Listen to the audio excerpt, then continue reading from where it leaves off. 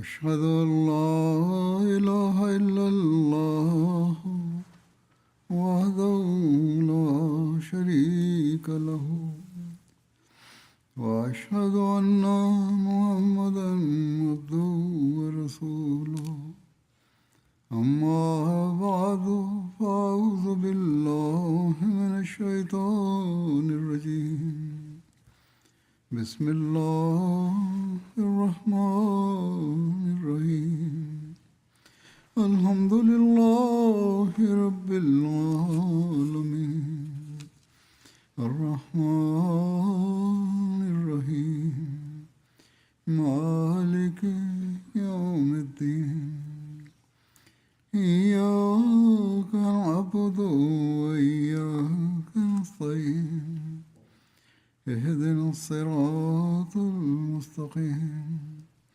صراط الذين أنعمت عليهم غير المغضوب عليهم ولا الضالين. حضرت صلی الله علیه وسلم شما پیش از این درباره دردمندی، تلاش و جرأت حضرت پیامبر اکرم صلی الله علیه و سلم در راه اقامه توحید در دنیا و ایستادگی ایشان همچون صخره استوار در برابر هر جنبه از شرک و حق‌گویی در برابر افکار شرک‌آمیز و تعالیم هر قومی مطالعه کردید. حضرت مسیح موعود علیه السلام در این باره بیان می‌فرمایند: باید اندیشید که آن حضرت با چه استقامتی بر ادعای نبوت خویش با وجود بروز هزاران خطر و با به پا خواستن صدها هزار معاند و مزاحم و تهدید کننده از آغاز تا آخر نفس ثابت و استوار ماندند. سالها از آن مصیبت‌ها را دیدند و آن رنج‌ها را متحمل شدند که انسان را از موفقیت به کلی ناامید می‌کرد و روز به روز نیز افزایش می‌یافت، به طوری که با صبر و آنها حتی توهم دستیابی به هیچ هدف دنیوی نیز به ذهن خطور نمی‌کرد، بلکه با ادعای نبوت با دست خویش دوستان و جمعیت اولیه خود را نیز از دست دادند. یعنی با دست خود همان جمعیت اولیه و خویشاوندان را نیز از دست دادند و با گفتن یک سخن 100,000 تفرقه را به جان خریدند و هزاران بلا را بر سر خود آوار کردند. از وطن اخراج شدند، برای قتل مورد تعقیب قرار گرفتند، خانه و اسبابشان تباه و ویران گردید، بارها بهشان زهر خورانده شد و آنان که خیرخواه بودند بدخواه شدند و آنان که دوست بودند به دشمنی برخاستند و تا مدتی طولانی باید آن تلخی ها را تحمل می کردند که ثابت قدم ماندند بر آن کارها. کار هیچ فریبکار و مکاری نیست. ایشان می‌فرمایند و سپس صراحت بیان در کلامان حضرت به حدی بود که با موعظه توحید تمام اقوام، همه فرقه ها و مردم سراسر جهان را که در شرک غرق بودند مخالف خود ساختند. خویشاوندان و نزدیکان خود را از بتپرستی منع کردند و پیش از همه آنان را دشمن خود ساختند. با یهودیان نیز روابط را تیره کردند، زیرا آنان را از انواع مخلوق پرستی، پیر پرستی و اعمال بد باز داشتند. آنان را از تکذیب و توهین به حضرت مسیح منع کردند که از این امر قلبشان بسیار به درد آمد. یعنی یهودیان را از تکذیب مسیح منع کردند که از این رو قلبشان را رنجاندند و آنان را بر دشمنی سخت آماده شدند و هر دم در کمین قتل ایشان نشستند. به همین ترتیب مسیحیان را نیز خشمگین کردند، زیرا برخلاف اعتقاد آنان حضرت عیسی را نه خدا و نه پسر خدا قرار دادند و نپذیرفتند که او به دار آویخته شده تا دیگران را نجات دهد. آتش پرستان و ستاره پرستان را نیز ناراضی شدند، زیرا آنان نیز از پرستش خدایان خود منع شدند و پایه نجات تنها بر توحید استوار گردید. می‌فرمایند اکنون جای انصاف است که آیا این همان تدبیر به دست آوردن دنیا بود؟ این اتهام زده می شود که پیامبر دنیا را به دست آوردند. مردم آن زمان اتهام می‌زدند که بر فرقه چنان سخنان صریح و آزاردهنده‌ای گفته شد که همگی کمر به مخالفت بستند و دلهای همه شکست و پیش از آن که حتی اندک جمعیتی برای خود تشکیل دهند یا برای دفع حمله کسی نیروی فراهم آید، طبع همه را چنان ملتهب ساختند که تشنه خون آن حضرت شدند. امروز نیز مستشرقینی که مخالف اسلام هستند همین اتهام را به پیامبر وارد می کنند، اما هنگام وارد کردن این اتهام نمی اندیشند که آیا انسانی برای کسب منفعت چنین حالتی را بر خود تحمیل می کند؟ فرمودند تدبیر سازگاری با روزگار این بود که آن حضرت همانطور که برخی را دروغگو خوانده بودند، برخی دیگر را راستگو می نامیدند. اگر قرار بود تا این حد تابع روزگار باشند، همان گونه که برخی را دروغگو خواندند برای دلخوشی آنان، برخی را نیز راستگو می خواندند تا اگر گروهی مخالف شوند گروهی دیگر موافق بمانند. بلکه اگر به اعراب گفته می شد که همان لات و عزای شما برحق هستند، در همان دم به پایه های ایشان می افتادند و هرچی می خواستند در اختیارشان می گذاشتند، زیرا آنان در حمایت از خیشان و نزدیکان و تعصب قومی بی‌نظیر بودند. روابط خویشاوندی، قرابت و قبیله‌ای وجود داشت و برای آن آماده هر نوع فداکاری بودند و همه چیز فراهم بود. تنها با تعلیم به بتپرستی خوشنود می‌شدند. اگر ایشان می‌فرمودند بسیار خوب، بت‌های شما بر حق هستند، خوشحال می‌شدند و با دل و جان از ایشان اطاعت می‌کردند. آنها همین خواسته را نیز مطرح کرده بودند، اما باید اندیشید که آن بگو مگوهای ناگهانی آن حضرت با هر خویش و بیگانه و اینکه فقط توحید را که آن روزگار برای دنیا چیزی منفورتر از آن نبود به سبب آن صدها دشواری پدید آمد، بلکه کشته شدن در برابر چشم می آمد، سخت و استوار در چنگ گرفتند. مقتضای کدام مصلحت دنیوی بود؟ و هنگامی که پیشتر نیز به سبب همین تمام دنیای خیش و همه جمعیت خود را برباد داده بودند، پافشاری مجدد بر این اعتقاد بلاخیز که با ابراز آن تازه مسلمانان گرفتار حبس، زنجیر و ضرب و شتم شدید می شدند، با هدف دستیابی به کدام مقصود صورت می گرفت؟ تنها خودشان نه، بلکه پیروانشان نیز به خاطر اعلام توحید مجبور به تحمل سختی ها شدند. آیا راه رسم دنیا طلبی این بود که بلکه سخن تلخی که خلاف طبع، عادت و میل و اعتقادش بود بگویند و در یک چشم هم زدن همه را دشمن جانی خود سازند و حتی با یک قوم نیز پیوندی باقی نگذارند؟ کسانی که طمعکار و مکار هستند، کسانی که طمع دارند، خواهان چیزی هستند یا هوشیاری و مکاری نشان میدهند. آیا چنان تدابیری اتخاذ میکنند که به واسطه آن دوستان دشمن شوند؟ آیا اصول کسانی که میخواهند با فریب دنیا را به دست آورند این است که به یک باره تمام دنیا را به دشمنی برانگیزند و جان خود را پیوسته در معرض خطر قرار دهند؟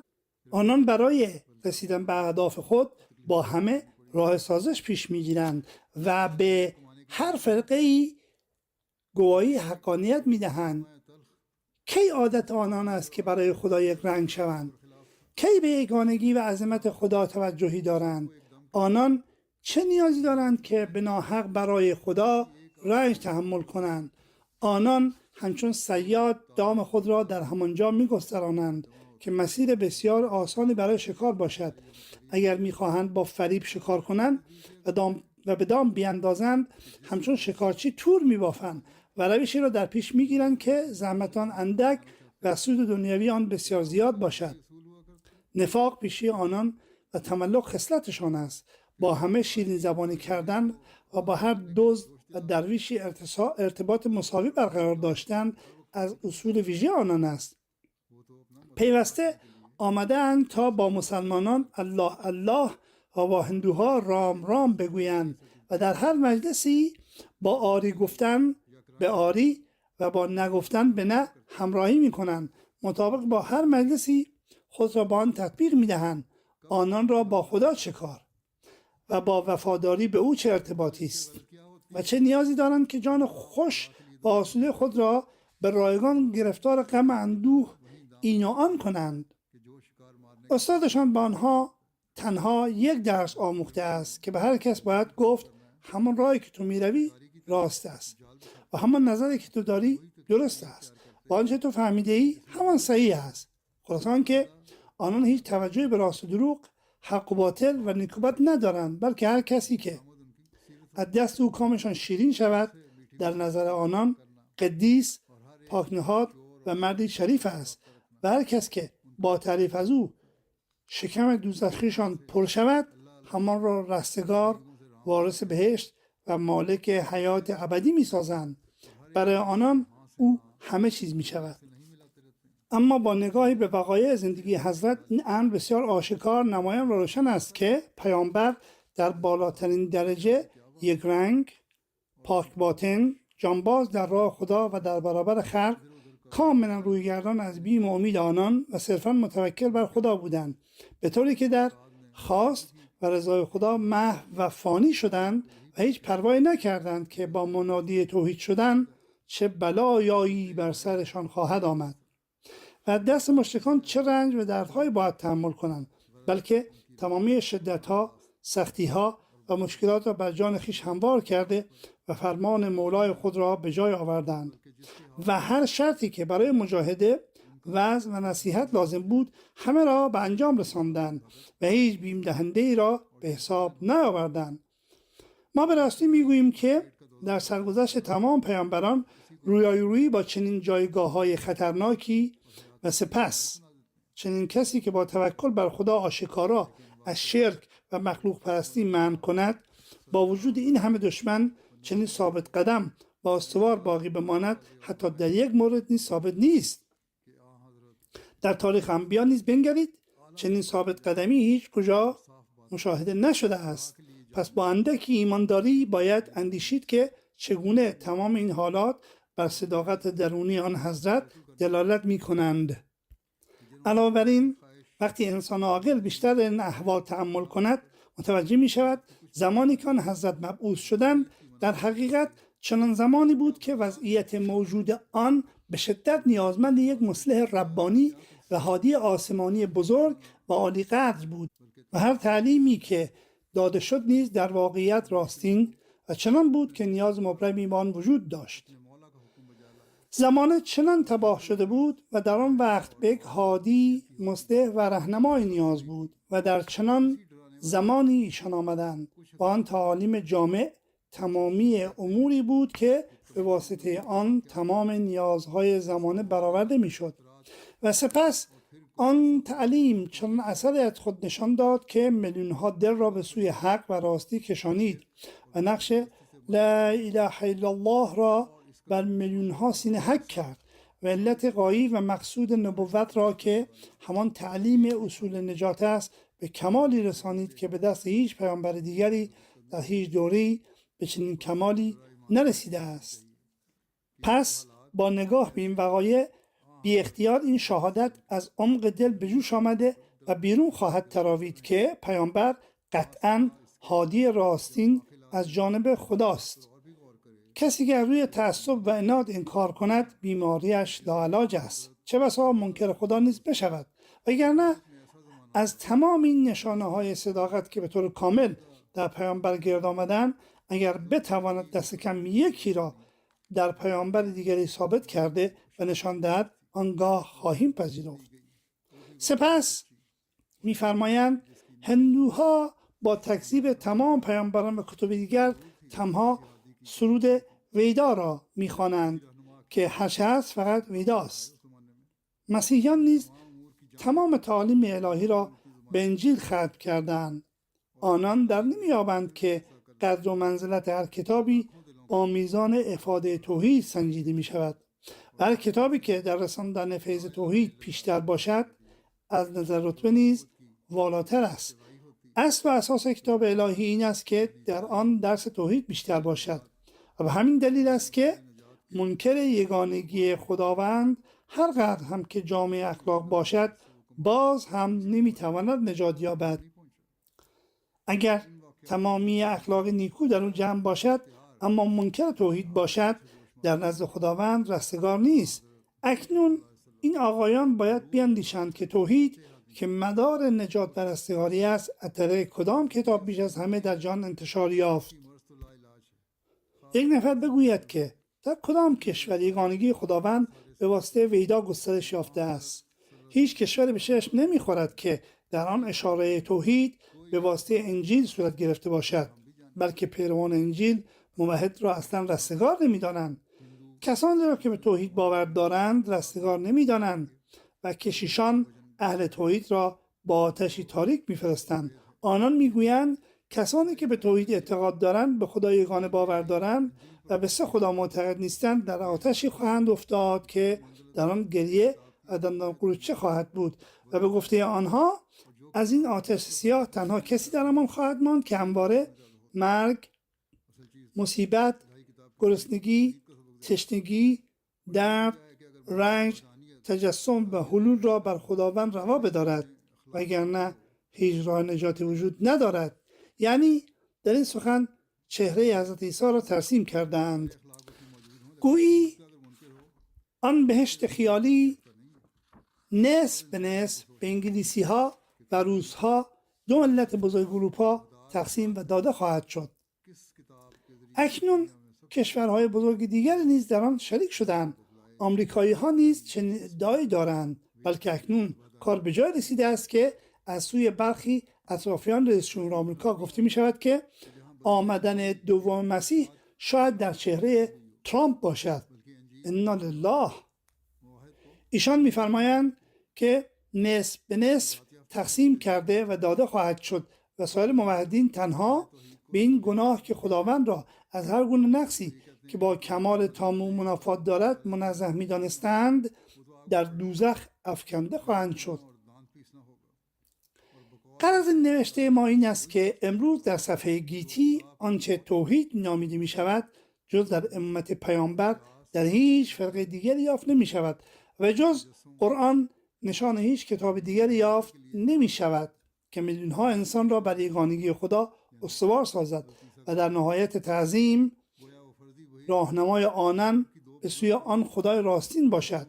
هر قومی خدای ساختگی خود را ساخته است و خدای مسلمانان همان خدایی است که از ازل زوال ناپذیر و تغییر ناپذیر بوده و در صفات ازلی خیش همان است که پیشتر بود.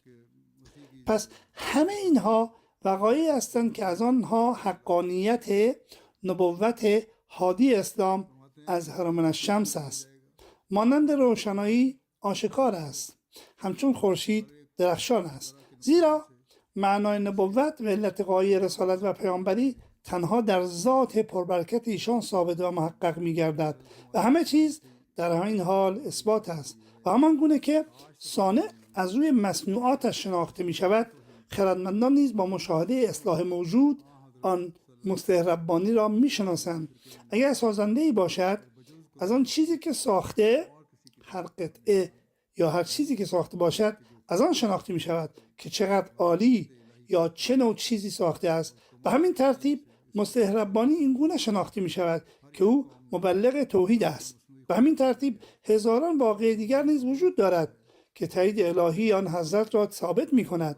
به عنوان مثال، آیا این ماجرای شگفت‌انگیزی نیست که شخصی بی‌زر، بی‌زور، بی‌کس، امی، یتیم، تنها و غریب در زمانه‌ای که هر قومی از قدرت کامل مالی، نظامی و علمی برخوردار بود، چنان تعلیم درخشانی آورد که با براهین قاطع و حجت‌های واضح خود زبان همه را بست و اشتباهات فاحش بزرگان را که ادعای حکمت داشتند و فیلسوف نامیده می‌شدند، یعنی مدعیان فلسفه و دانشمندان بزرگ بودند، آشکار ساخت و سپس با وجود بیکسی و غربت چنان قدرت نشان داد که پادشاهان را از تخت‌ها به زیر کشید و نیازمندان را بر همان تخت‌ها نشاند.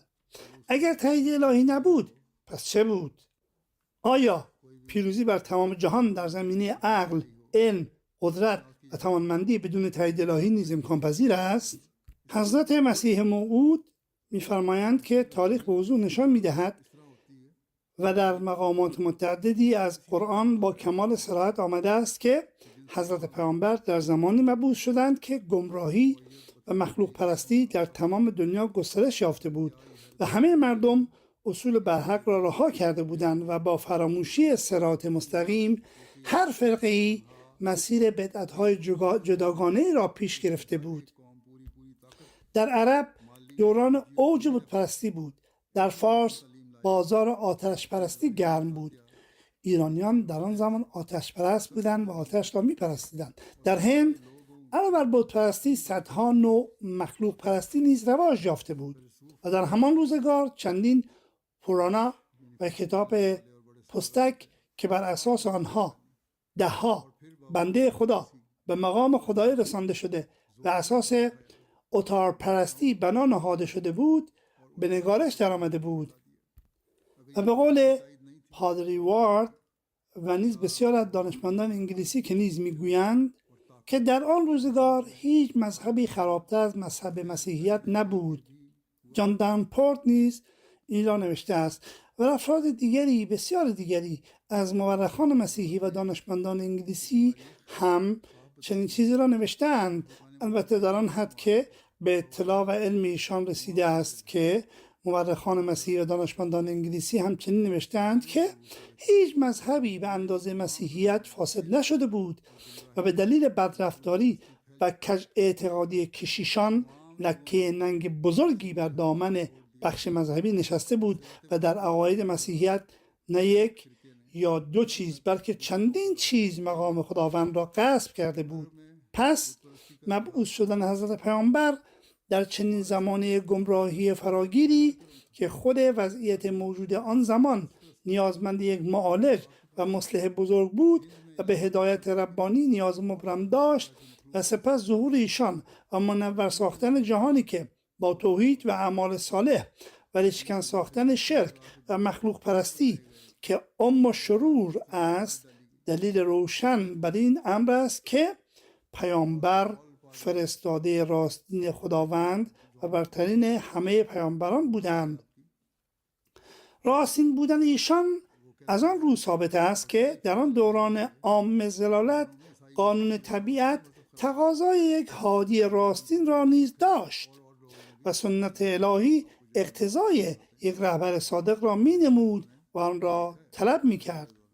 سنت نیز همین بود که وقتی این مردم به فساد کشیده می شوند خداوند فرستگانان خود را می فرستد، زیرا قانون دیرین حضرت رب العالمین همین است که هرگاه سختی و مشقتی از هر نوع در جهان به نتایج نهایی خود برسد رحمت الهی به سوی رفع آن معطوف می گردد. چنانکه وقتی بر اثر امساک باران، نباریدن باران، خشکسالی و قحطسالی قحطی شدید رخ دهد جان خلاق به خطر می افتد و مردم رو به مرگ می روند، در نهایت خداوند کریم باران نازل می فرماید و هنگامی که صدها هزار نفر بر اثر شیوع وبا شروع به مردن می کنند سرانجام راهی برای اصلاح پیدا می شود و یا دارویی کشف می شود. وقتی قومی در چنگال ظالمی گرفتار می شوند در نهایت دادگر و فریادرسی پیدا می شود. پس به همین سان وقتی مردم راه خدا را فراموش می کنند و توحید و پرستی را رها می سازند خداوند از جانب خود بنده را با اعطای بصیرت کامل و مشرف ساختن به کلام و الهام خیش برای هدایت بنی آدم می فرستد تا به اندازه فساد ایجاد شده به اصلاح بپردازد و حقیقت اصلی در این امر آن است که پروردگار که قیوم عالم است، کسی که نگهدارنده جهان است و بقا و وجود عالم به پناه او، به یاری او و به سبب اوست، هیچ یک از صفات فیضبخش خود را از خلایق دریغ نمی‌ورزد و آن را بیکار و معطل نمی‌گذارد، بلکه هر یک از صفات او در جای خود فوراً ظهور می‌یابند. پس از آنجا که با حکم عقل ثابت و قطعی است که برای در هم شکستن غلبه هر آفتی آن صفت خدا که در تقابل با آن قرار دارد ظهور می‌کند و این امر از طریق تواریخ اقرار خود مخالفان و به ویژه بیان صریح قرآن ثابت شده است که در زمان ظهور پیامبر این آفت چیره شده بود که تمام اقوام جهان از راه راست توحید، اخلاص و حق پرستی را رها کرده بودند و همچنین بر همگان معلوم است که تنها اصلاح کننده این فساد موجود و بیرون آورنده جهانیان از تاریکی های شرک و مخلوق پرستی و استوار کننده آنان بر توحید فقط پیامبر هستند و نه هیچ کسی دیگر، پس از تمامی این مقدمات نتیجه گرفته می شود که پیامبر هادی راستین از جانب خداست. پس پیامبر همان وجودی هستند که توحید را با رنگ و بوی حقیقیش در جهان اقامه کردند.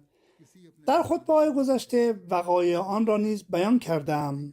ارجاعات بسیاری که چگونه در وقایع متعدد پیامبر برای توحید تلاش می‌فرمودند و سپس در این عصر می‌بینیم که خدا بر اساس وعده خویش عاشق صادق ایشان را برای اقامه توحید مأمور فرمود، زیرا در این زمان حضرت میرزا غلام احمد قادیانی علیه السلام که مسیح موعود و مهدی موعود نیز هستند، نمونه عملی تعالیم و سنت پیامبر بودند و قلب ایشان در پیروی از سرورشان سرشار از دردی برای گسترش توحید خدا بود. از این رو در نوشته ها و زندگی عملی ایشان نمونه های بسیاری از آن را مشاهده می کنیم که چند مورد از آنها را بیان می کنم. حضرت مسیح موعود می فرمایند خدا با ما نیز معامله عجیبی دارد. این الهام ما که انت منی به منزلت توحیدی و تفریدی، الهامی به سبک جدید است و ما تا پیش از این در هیچ عبارت الهامی چنین کلماتی را ندیدیم. معنایی که به ذهن ما میرسد این است که چنین شخصی به منزله خود توحید است که در زمانی معمول شود که توحید الهی در جهان به شدت حد حرمت شده و با نگاه بسیار حقارت‌آمیز به آن نگریسته می شود. کسی که در چنین زمانی می آید مجسمه توحید است. ایشان این مطلب را در یک مجلس بیان فرموده بودند. یک روزنامه آن را به این شکل نوشت و روزنامه دیگر در البدر با کمی تفصیل این گونه نوشته است که ایشان فرمودند چنان تشنیگی توحید در آن شخص مأمور شده ایجاد می گردد که او با کنار گذاشتن تمامی اغراض و اهداف خویش خود را در راه اقامه توحید به مجسمه توحید مبدل می شود. در نشست و برخاست، حرکت و سکون و در هر گفتار و کردارش شعله توحید در او زبانه می کشد. فرمودند هر فردی برای خود هدف و غایتی تعیین می کند، اما آن مقصود آن شخص، یعنی کسی که در غرق در محبت خداوند متعال است، یگانه مقصود و مطلوبش توحید خداست. او توحید خدا را حتی برای احساسات و اهداف طبیعی خویش نیز مقدم می‌دارد.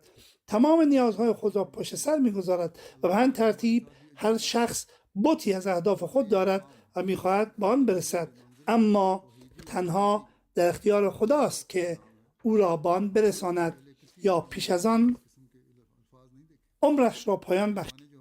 مردم اشتیاق فراوانی برای رسیدن به اهداف دارند.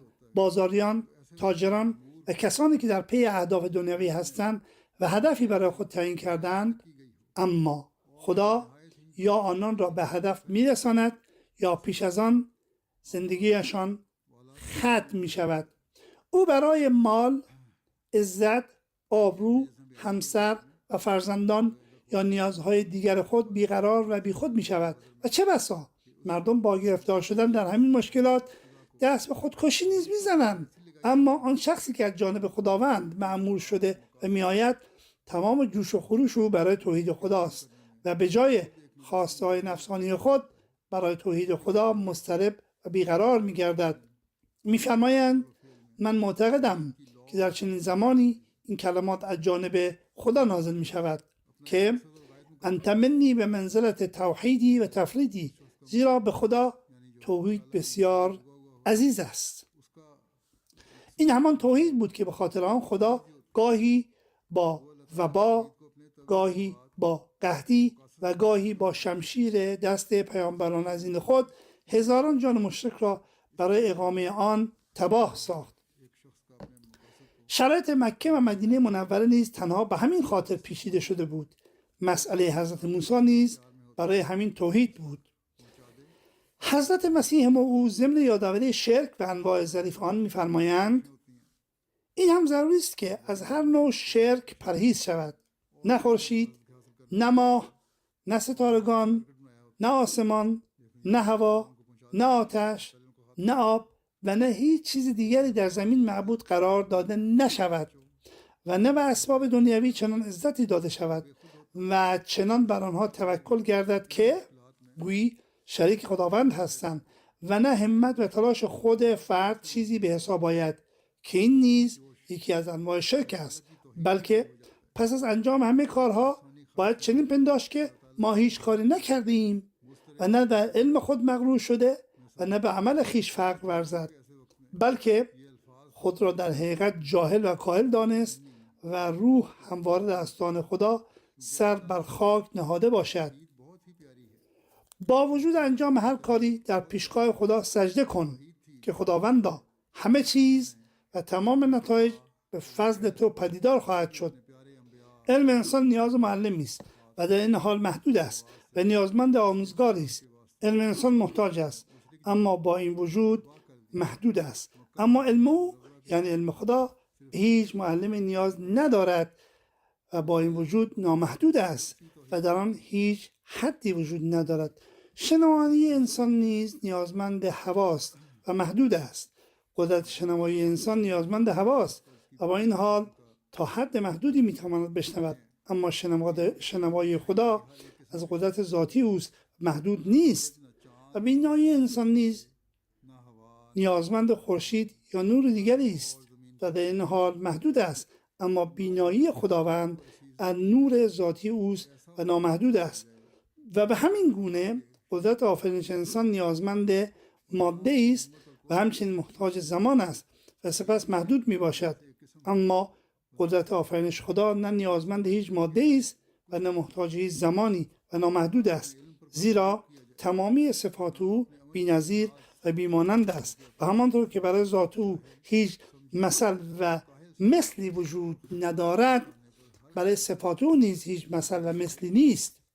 اگر او در یک صفت ناقص باشد پس در تمام صفات ناقص خواهد بود. از این رو توحید او نمیتواند استوار گردد مگر آنکه همانند ذات خیش در تمامی صفاتش نیز بی‌نظیر و بیمانند باشد.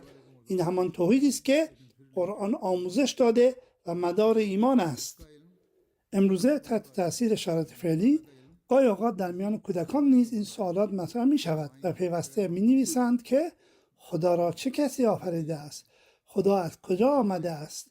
شاید بزرگترها با آنها می گویند یا خود به خود در ذهنشان این سوالات ایجاد می شود، اما صفات خدا چنان است که همیشه بوده و همیشه خواهد بود و نامحدود است. به همین دلیل اوست که همه را آفریده است و هیچ کس او را نیافریده است. هر تصوری که بتواند از آخرین چیزی که خود به وجود آمده است شکل بگیرد همان خداوند است.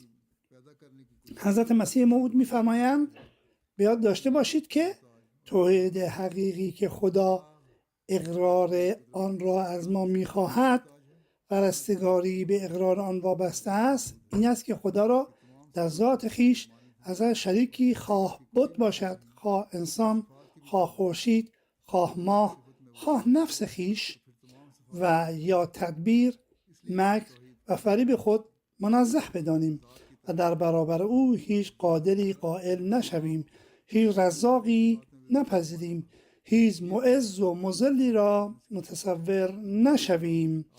کسی را که عزت دهنده و ذلیل کننده است نپنداریم، هیچ یاور و مددکاری برای او قرار ندهیم و دوم که محبت خیش را تنها به او اختصاص دهیم، عبادت خود را به او مختص سازیم، تذلل و فروتنی خیش را ویژه او گردانیم، امیدهای خود را به او معطوف کنیم و ترس خود را تنها از او داشته باشیم. پس هیچ توحیدی بدون تخصیص این سه نوع نمیتواند کامل باشد. اول توحید اللحاظ ذات، یعنی آنکه در برابر وجود او تمام موجودات را به منزله معدوم پنداشتن، یعنی پایان پذیر هستند و همه را خالق الذات و باطل الحقیقه پنداشتن. همه چیزها در ذات خود هلاک شونده و دروغین هستند و کمال مطلق ندارند. دوم توحید اللحاظ صفات، یعنی آنکه صفات ربوبیت و الوهیت را جز در ذات باری تعالی در هیچ کس قرار ندهیم و کسانی را که به ظاهر رب الانواع یا فیض البخش به نظر می رسند و انسان از آنها بهره می برد و آنها را نیز رب می پندارد، آنها را نظامی در دست او یقین کنیم. نه آمریکایی در کار است، نه اسرائیل وجود دارد و نه هیچ قدرت بزرگ دنیوی و دیگری است، بلکه تنها قدرت خدا حاکم است. اگر مسلمانان این امر را بشناسند، یقینا موفقیت با آنان است. سوم، توحید لحاظ محبت، صدق و صفای خیش، یعنی در محبت و سایر شعائر عبودیت دیگری را شریک خدا قرار ندهیم، تنها در او محو شویم، همان گونه که باید به خدا محبت داشت به هیچ کس دیگری چنان نباشد. سپس ایشان می‌فرمایند اکنون در این عصر وقتی خدا دید که زمین به فساد کشیده شد و 10 میلیون نفر راه شرک را پیش گرفتند و بیش از 400 میلیون نفر در جهان پیدا شدند که یک انسان عاجز فرزند مریم را خدا قرار می‌دهند، در آن زمان تعداد مسیحیان 400 میلیون نفر بود و همزمان با آن شرابخواری، بی‌قید و بندی، دنیاپرستی و زندگی غافلانه به اوج خود رسید. خدا مرا برای این کار مأمور فرمود تا این فسادها را اصلاح کنم. پس تا کنون قریب به 100,000 انسان به دست من از بدی، بدعقیدگی و بداعمالی توبه کردند. این سخن مربوط به زمانی است که ایشان آن را فرمودند. اکنون به فضل خدا 10 میلیون نفر به جماعت ایشان پیوستند و ایشان به نشانه ها نیز اشاره فرمودند و گفتند که بیش از 150 نشانه ظاهر شده است که در این کشورها صدها هزار انسان شاهد آن هستند و من فرستاده شدم تا بار دیگر توحید را در زمین اقامه کنم و با نجات دادن مردم از انسان پرستی یا سنگ پرستی آنان را به سوی خدای یگانه لا شریک بازگردانم و توجه آنان را به پاکیزگی درونی و راست روی جلب نمایم. از این رو میبینم که نهضتی در میان مردم ایجاد شده و هزاران نفر بر دست من توبه میکنند و نسیمی نیز از آسمان چنان در حال وزیدن است که اکنون تبها با توحید سازگارتر میگردد. با آشکارا به نظر میرسد که اکنون خدا بران است که انسان پرستی را از جان محو سازد. برای تحقق این اراده صدها سبب فراهم شده است. خدا آن اسباب را برای ما نیز مهیا فرمود و ما از طریق آنها نیز تبلیغ میکنیم. وظیفه هر احمدی است که برای گسترش توحید نیز تلاش کند. ایشان میفرمایند تا جایی که از ما این پرسش مطرح می شود که تعریف بتپرستی چیست و چه چیز این افراد را بتپرست می سازد. لازم است که ما این امور را بیان کنیم. باید دانست که عبادت نتیجه عقاید است و عقاید اهل حق این است که خدا یکی است و صفات الله جل شأنه ازلی و ابدی هستند، یعنی نه در صفات او تبدیلی وجود دارد و نه تغییری. هیچ تبدیلی نمیتواند صورت گیرد، هیچ تغییری نمیتواند ایجاد شود و نه آغازی دارد و نه پایانی. خدای راستین و حقیقی ابدی و ازلی است. او هیچ مخلوقی نیست که متولد شود، یعنی به طریقی به وجود آمده باشد. چنان که پیشتر نیز گفتم، پاسخ پرسش های برخی افراد در اینجا داده شده است که خدای راستین و حقیقی ابدی و ازلی است.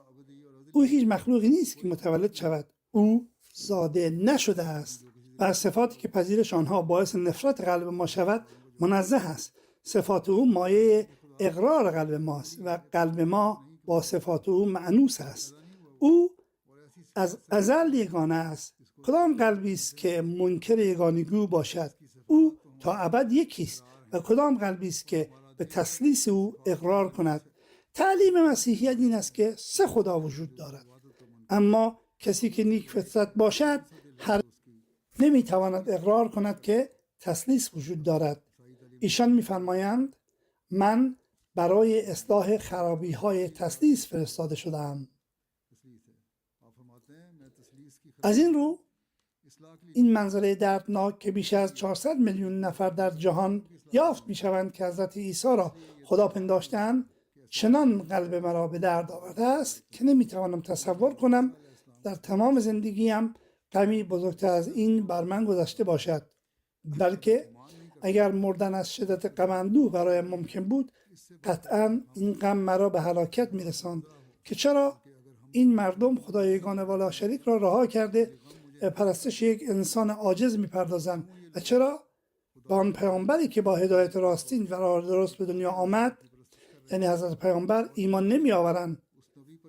در هر لحظه این بیم را داشتم که مبادا از صدمات این غم هلاک شوم. ایشان میفرمایند خداوند در قرآن به راستی فرمود که نزدیک است آسمانها از این افترا که یک انسان عاجز خدا پنداشته می شود از هم بشکافد و حال من هم از این درد چنین است که اگر دیگران بهشت را می خواهند بهشت من هم همین است که در طول زندگی خود ببینم انسانها از این شرک رهایی یافته و جلال خدا متجلی گشته است و روح من پیوسته دعا می کند که خداوندا اگر من از جانب تو هستم و سایه فضل تو با من است پس این روز را به من نشان بده که این تهمت از دامن حضرت مسیح پاک شود که گویا پناه بر خدا ایشان ادعای خدایی کردند. روزگار گذشت که دعای پنجگانه من همین است که خدا به این مردم چشم بینا عطا فرماید و آنان به یگانگی او ایمان آورند و فرستاده او را بشناسند، از اعتقاد به تثلیث توبه کنند. مسیحیت در عمل رو به نابودی می رود.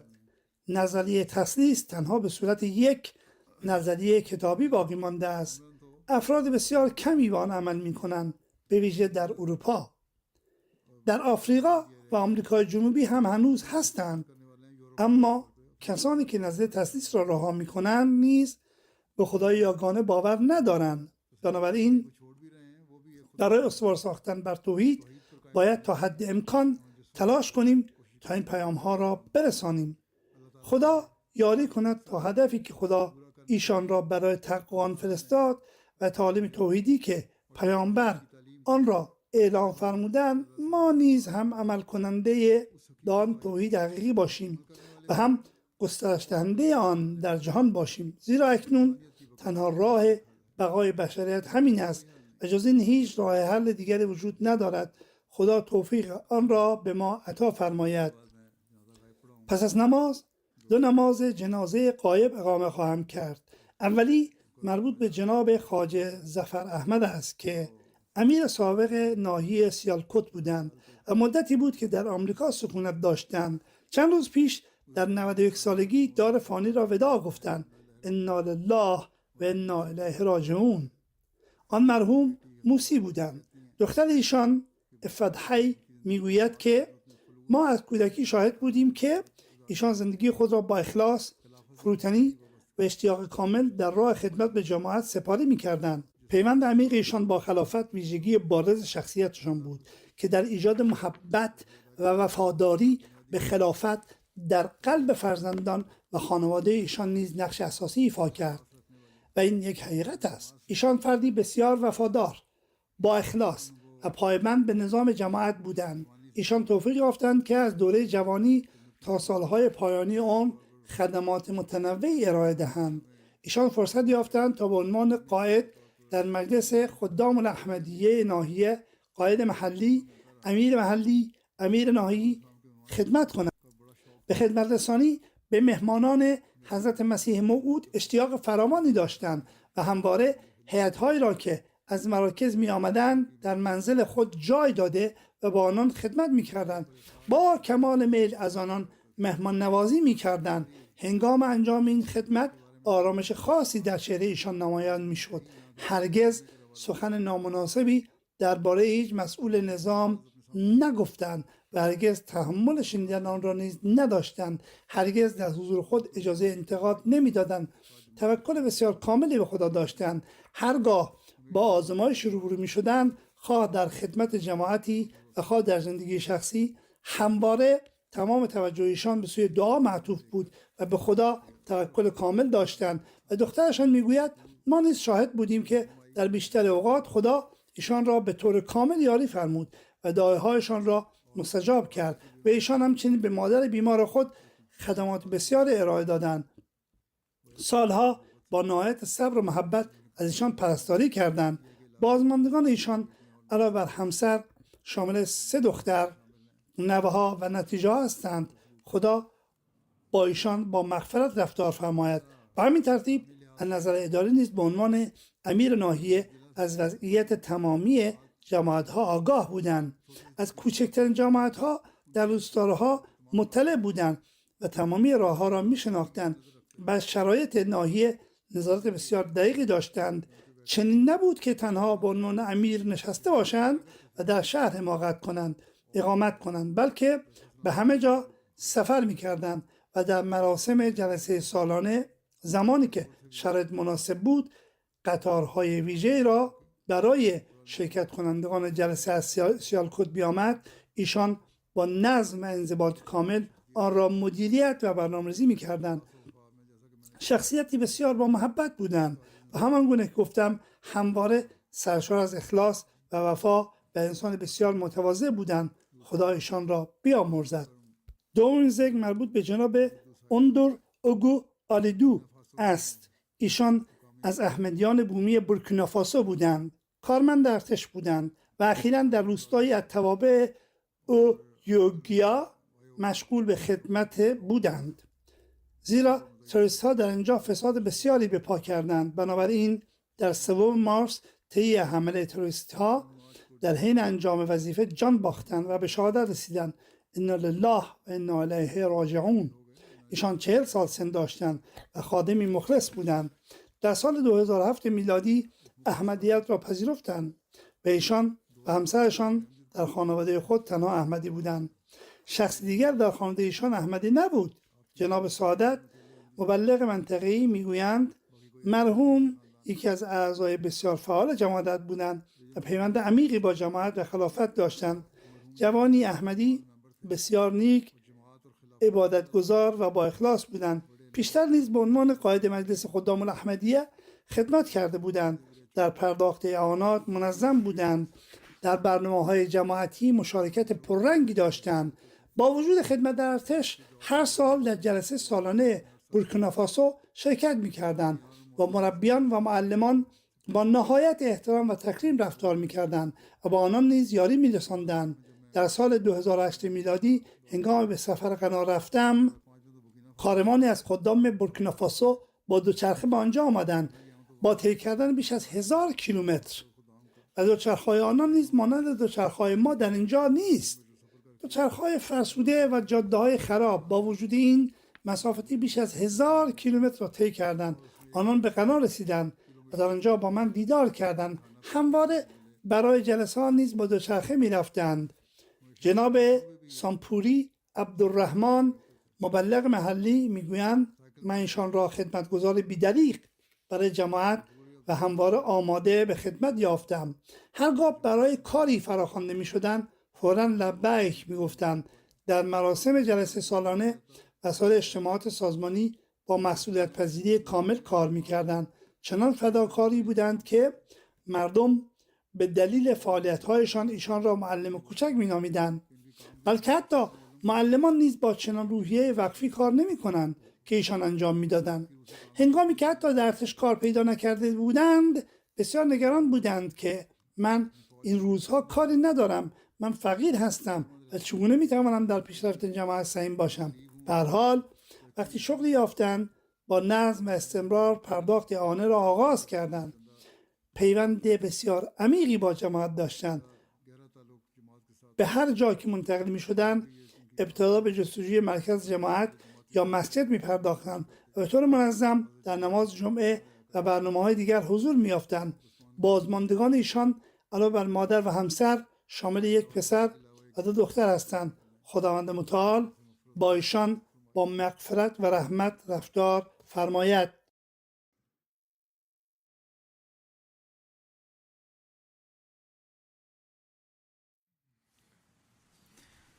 الحمد